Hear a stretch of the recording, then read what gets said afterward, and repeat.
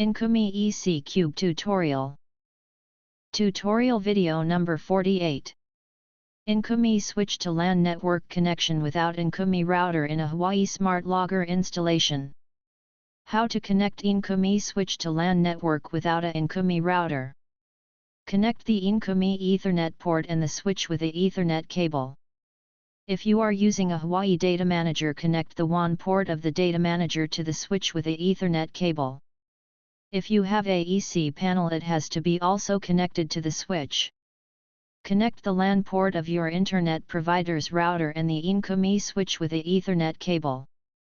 Connect your computer's Ethernet port and the switch with a Ethernet cable. Then power up the controller.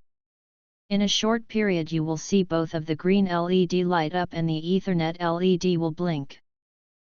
Please remember, all the connected devices has to be configured in a same IP sequence.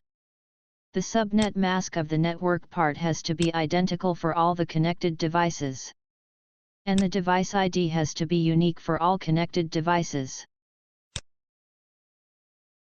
Once the above connections completed, make sure the ENcombi switch has access to the internet through Ethernet cable.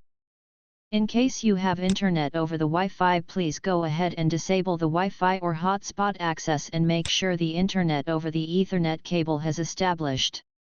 This procedure will help to make sure the ENcombi has access to the internet through the gateway router.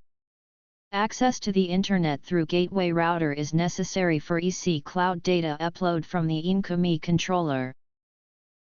Once you have completed the above connection and IP configuration, the following communication will be established. Your PC will be able to communicate with ENcombi controller.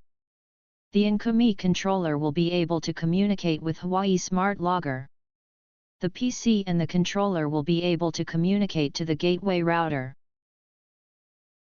Thank you for watching the video.